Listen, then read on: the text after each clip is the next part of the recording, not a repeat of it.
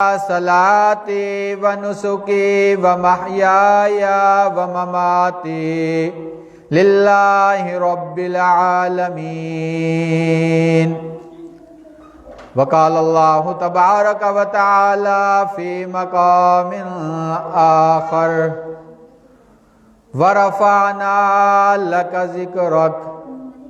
وقال اللہ تبارک و تعالی فی مقام آخر الم یجدک یتیما فآوی۔ قال النبی صلی اللہ تعالی علیہ وسلم انما الاعمال بالنیات۔ وقال النبی صلی اللہ تعالی علیہ وسلم لو کان بعدی نبی لکان عمر، او کما قال النبی صلی اللہ تعالی علیہ وسلم آمنت باللہ صدق اللہ مولانا العلی العظیم وبلغنا رسولہ النبی الکریم ونحن علی ذلک لمن الشاہدین والشاکرین والحمد للہ رب العالمین۔ اللہم صلی علی محمد وعلی آل محمد کما صلیت علی ابراہیم وعلی آل ابراہیم انکا حمید مجید۔ اللہم بارک علی محمد وعلی آل محمد کما بارکت علی ابراہیم وعلی آل ابراہیم انکا حمید مجید۔ خودی کو کر بلند اتنا کہ ہر تقدیر سے پہلے خدا بندے سے خود پوچھے کہ بتا تیری رضا کیا ہے۔ کی محمد سے وفا تو نے تو ہم تیرے ہیں، یہ جہاں کیا چیز ہے لوح و قلم تیرے ہیں۔ محمد کی غلامی ہے سند آزاد ہونے کی، خدا کے دامن توحید میں آباد ہونے کی۔ محمد کی محبت دین حق کی شرط اول ہے، اسی میں ہو اگر خامی تو سب کچھ نامکمل ہے۔ تاروں سے کہہ دو ستاروں سے کہہ دو کہ کوچ کرے خورشید منور آتے ہیں، اوروں کے پیغمبر آ ہی چکے اب سب کے پیغمبر آتے ہیں۔ سلام اس ذات پر، سلام اس ذات پر جس نے غریبوں کی دستگیری کی، سلام اس ذات پر جس نے بادشاہی میں فقیری کی۔ میرے انتہائی واجب الاحترام بزرگوں، بھائیوں، دوستوں، اللہ رب العزت کا ہم شکر ادا کریں کہ اللہ رب العزت نے مجھے آپ کو انسان بنایا، مزید احسان فرمایا، حضور پاک صلی اللہ تعالی علیہ وسلم کی امت میں پیدا فرمایا، مزید احسان فرمایا اللہ رب العزت نے ہمیں کلمے والی دولت سے نوازا۔ ہم مسلمانوں کے گھر پیدا ہوئے، کلمے والی دولت مل گئی، آج اس کی قیمت قدر کا پتہ کوئی نہیں۔ کیوں؟ اس لیے اس پہ ہمارا کچھ لگا جو نہیں۔ جس کا کچھ لگتا ہے اسی کو پتا ہوتا ہے اس کی حقیقت کیا ہوتی ہے۔ جاؤ جا کر پوچھو حضرات صحابہ اکرام رضوان اللہ تعالی عنہم مجمعین کی جماعت کی قبروں سے جا کر پوچھو بھی تمہارا کلمے پر کیا لگا۔ ایک ایک صحابی، ایک ایک صحابیات اور صحابہ کے بچے وہ بتائیں گے ہمارا کلمے پر کیا لگا۔ یا اس وقت کے حال پر فلسطین میں جاؤ، جا کر پوچھو ان مسلمانوں سے جن کا کلمے پہ کیا کچھ لگا، آج انہوں نے جانوں کا نذرانہ پیش کرنا پڑ رہا ہے۔ ملک پاکستان کے اندر رہنے والوں اور گلشن فیض کے اندر رہنے والوں، آج اصل بات یہ ہے ہمارا کچھ جو لگا نہیں، جب کچھ لگ جاتا ہے پھر اس کی حقیقت سمجھ میں آتی ہے۔ تو اس لیے فرمایا حضرات صحابہ کرام رضوان اللہ تعالی عنہم مجمعین کی جماعت سے رب راضی ہوا۔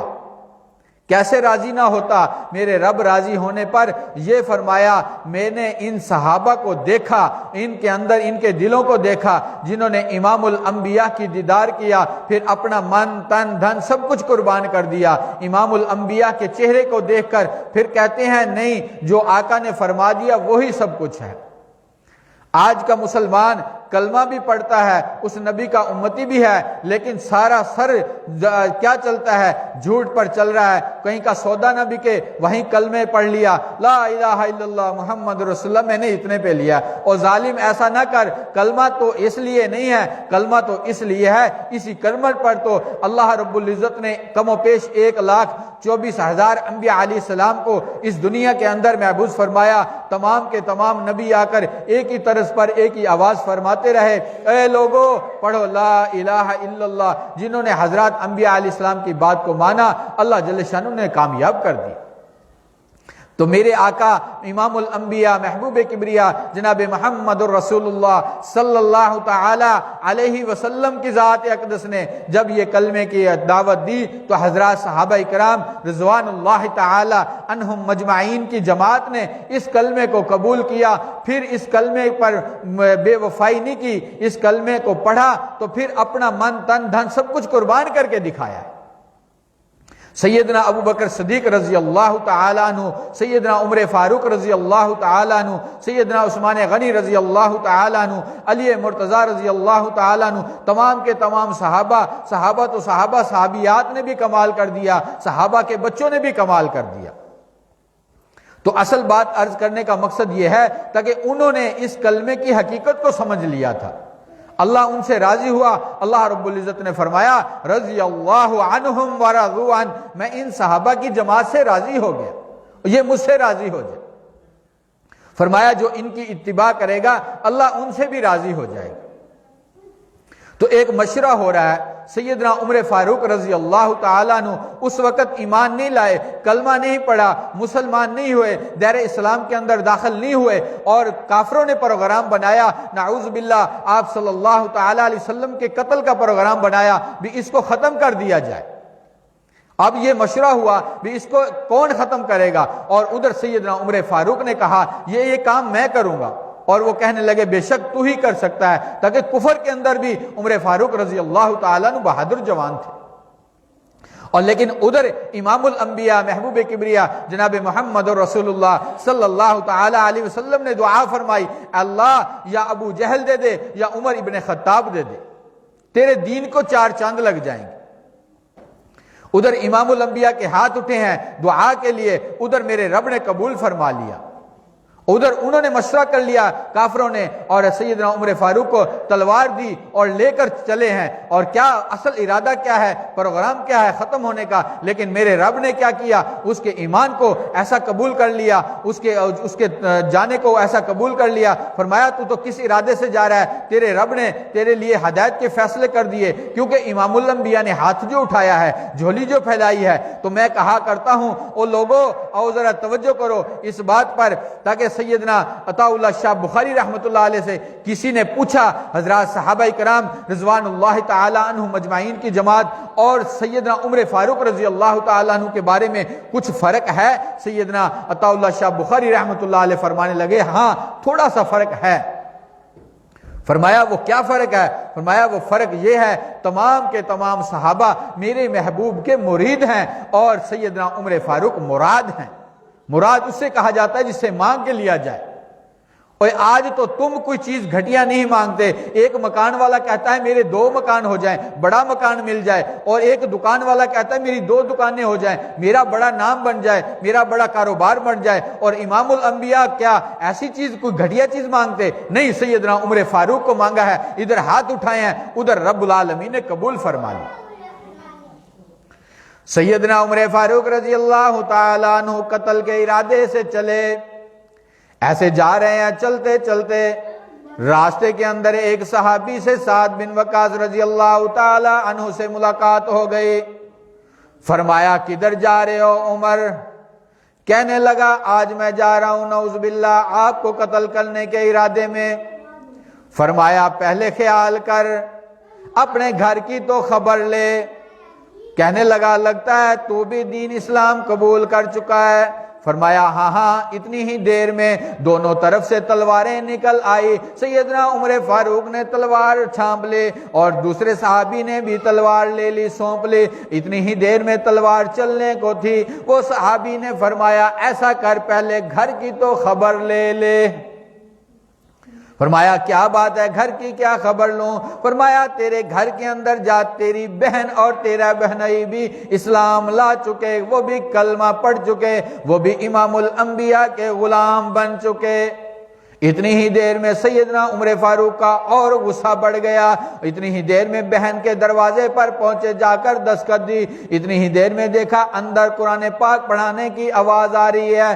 ذرا یہ آواز سنی, انہوں نے فوراً ایک صحابی خباب رضی اللہ تعالیٰ عنہ وہ سائڈ پہ جلدی سے چھپ گئے, اور میرے محبوب کے یہ غلام دروازہ کھولا, اندر جلدی سے داخل ہوئے, اپنی بہن کو مارا اور اپنے بہنئی کو بھی مارا.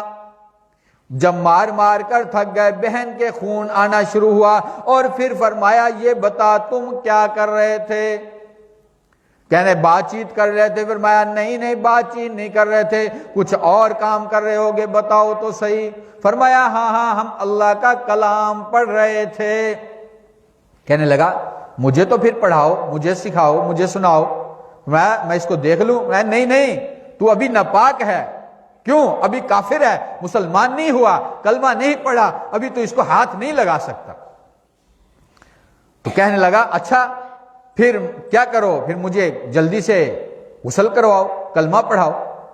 سیدنا عمر فاروق رضی اللہ تعالیٰ عنہ کی بہن غسل بھی کروا رہی ہے, پانی بھی ڈال رہی ہے, اور عرض بھی کر رہی ہے اللہ زہری دھو دینا میرا کام, اندر کو دھو کے اس کو پاک کر دینا تیرا کام, اس کو ایمان کی دولت سے نواز دینا تیرا کام. رب کی طرف رجوع ہو رہا ہے. میں کہا کرتا ہوں جب رب کی طرف جب آدمی کوئی بھی ہاتھ اٹھاتا ہے, اللہ سے مانگتا ہے, مانگنے والا سچا ہو, اللہ رب العزت ضرور عطا کرتے ہیں. وہ تو بن مانگے دے رہا ہے. اور لوگوں جب اللہ کی طرف آدمی رجوع کر لے تو پھر کیا اللہ نہیں دے گا؟ اور آج تو دنیا کے پاس جائیں, کسی کے ساتھ جا کر کوئی سوال جواب کر دیں, وہ بھی کہہ دیتا ہے کوئی بات نہیں, چلو میرے دروازے پہ چل کے آیا ہے. تو یہ رب العالمین وہ مالک ہے, وہ خالق ہے, وہ رازق ہے, جس مالک نے کل کائنات بنائی, جس مالک نے یہ سارا نظام چلایا, وہ مالک کبھی ایسا تمہیں نہ دے گا. وہ تو دیتا ہے, اس سے کوئی مانگنے والا تو ہو. جب وہ مانگنے کے لیے اس کی طرف رجوع کرتے ہیں, پھر وہ خوش ہو کر دیتا ہے. اس سے کوئی مانگنے والا تو ہو, وہ خوش ہو کر دیتا ہے. تو ادھر جھولی پھیلا رکھی ہے میرے آقا نے, اللہ عمر ابن خطاب دے دے.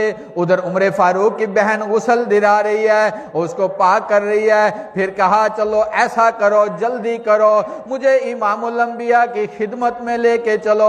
اور اپنی بہن کو کہنے لگے سیدنا عمر فاروق رضی اللہ تعالی عنہ, ایسا کرنا میرے گلے کے اندر رسی ڈال لینا, میرے گلے کے اندر کپڑا ڈال لینا, کیونکہ اس لیے میں گستاخ بن کے چلا تھا, امام الانبیاء کے قتل کے ارادے سے چلا تھا. اب مجھے اس طرح ڈال کے لے کے جانا تاکہ امام الانبیاء کی خدمت میں جا کر میں اپنی غلامی کو قبول کر لوں.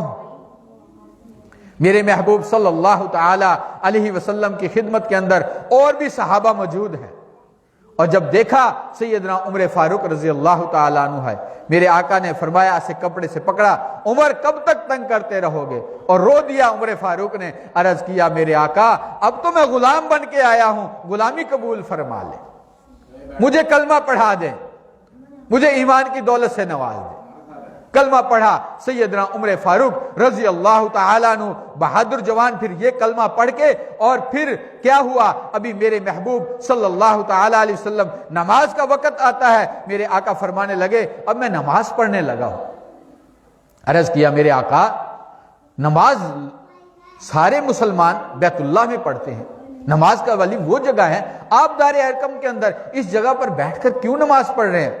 آپ نے فرمایا عمر تیری قوم کے لوگ مجھے تنگ کرتے ہیں، میں وہاں نماز کے لیے جاتا ہوں، میری کمر پر اونٹ کا اوج رکھ دیتے ہیں، میرے صحابہ کو مارتے ہیں۔ عرض کیا میرے آقا یہ تو اس وقت کی بات ہے جب عمر فاروق ایمان نہ لایا، کلمہ نہیں پڑھا، عمر فاروق بھی ایمان لائے اور کلمہ بھی پڑھ چکے اور آپ کا غلام بھی بن چکے، اور آپ یہاں چھپ چھپ کر نماز پڑھیں، ایسا نہیں ہو سکتا، اب آپ کو یہاں نماز نہیں پڑھنے دوں گا، نماز آپ بیت اللہ میں جا کر ادا کریں۔ قربان ہو جاؤں میں حضرات صحابہ کرام رضوان اللہ تعالی عنہم اجمعین کی جماعت کے پاؤں کی اڑی ہوئی خاک پر میرے آقا کو بھی کیسا یقین تھا۔ یہ نہیں آقا نے فرمایا بھائی ابھی تو مسلمان ہوا ہے، ابھی کلمہ پڑھا ہے، جانے کیا بات ہوگی، نہیں، میرے آقا نے فرمایا ٹھیک ہے عمر جیسے آپ کہتے ہیں تیار ہے۔ پھر عرض کیا میرے آقا آپ نماز پڑھیں، اور یہ نہیں کہا کہ جلدی سے پڑھ لو چلو چلتے ہیں، فرمایا نہیں میں چھت پہ کھڑا ہو کر پہرا دوں گا۔ پھر اعلان فرمایا سیدنا عمر فاروق رضی اللہ تعالیٰ عنہ نے، او مکے کے چودھریوں، او مکے کے بڑے بڑے بہادروں، آ جاؤ، کون ہے عمر کے ساتھ مقابلہ کرے؟ آج امام الانبیاء محبوب کبریا جناب محمد رسول اللہ صلی اللہ تعالیٰ علیہ وسلم نماز ادا کرنے لگے ہیں، آؤ ذرا دیکھتا ہوں کون روکتا ہے۔ سیدنا عمر فاروق رضی اللہ تعالیٰ عنہ بہادر جوان کھڑے ہیں تلوار ہاتھ میں لیے ہوئے، کسی کی جرت نہیں ہے کوئی آ کر مقابلہ کر لے۔ تو سیدنا عمر فاروق رضی اللہ تعالیٰ عنہ ہر وقت بہادر جوان، لیکن میں کہا کرتا ہوں وہ صحابہ کرام کی جماعت نے جب امام الانبیاء کا دیدار کیا تو اللہ نے سارا کچھ ان کے سپرد کر دیا۔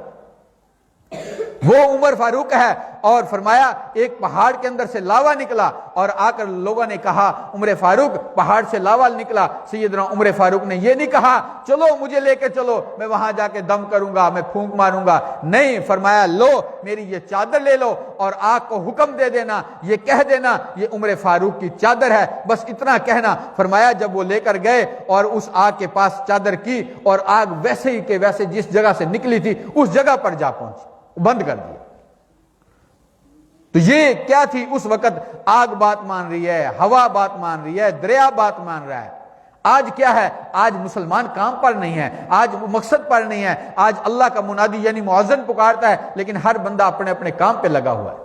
ان کو یہ چیز نہ تھی، انہیں یہ چیز نہ تھی ہمارے بیوی بچے کیا ہیں یا ہمارا گھر بار کیا ہے، انہوں نے تو سب کچھ من تن دھن سب کچھ قربان کر دیا۔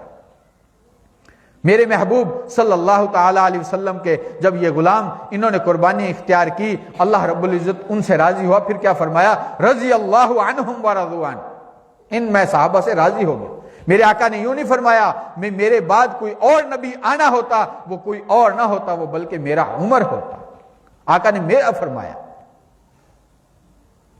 تو ایک مرتبہ دریا کے اندر دریا خشک ہو گیا، سیدنا عمر فاروق رضی اللہ تعالی عنہ کے پاس ایک پیغام آیا بھی یہ دریا کے اندر خوبصورت بچی سے زیور پہنا کر اس کو سجا بجا کر دلہن بنا کر دریا کے حوالے کرتے ہیں تو پھر دریا چلتا ہے ورنہ نہیں چلتا۔ تو سیدنا عمر فاروق رضی اللہ تعالی عنہ نے خط لکھا، کیا فرمایا بھی دریا تو اللہ کے حکم سے چلتا ہے تو چل ورنہ تیری ضرورت نہیں ہے۔ فرمایا یہ رکا لے جاؤ، اور رکا لے گئے اور جا کر دریا کے حوالے کیا۔ فرمایا آج تک دریا نے وہ سورج کا منہ نہیں دیکھا، یعنی دریا اسی وقت چل پڑا جب دریا چلا اور پانی اس کا ختم نہیں ہوا۔ یہ کیا بات تھی؟ یہ انہوں نے امام الانبیاء کا جو دیدار کیا، کلمہ پڑھا، پھر اپنا سارا کچھ حوالے کر دیا۔ آج کا مسلمان کلمہ بھی پڑھتا ہے، بے ایمانی بھی کرتا ہے، کلمہ بھی پڑھتا ہے، جھوٹ بھی بولتا ہے، کلمہ بھی پڑھتا ہے، سارا کام وہ یہی مسلمان کر رہا ہے۔ تو سیدنا عمر فاروق رضی اللہ تعالیٰ عنہ یہی بیت المقدس کے اندر جب اس کو لینے کے لیے آئے، ٹائم بھی دیکھنا بھی مجھے جو ٹائم میں دیا گیا اچھا چلو انشاءاللہ زندگی باقی، میں نے تھوڑے وقت میں تھوڑی بات عرض کر دی، زندگی باقی ملاقات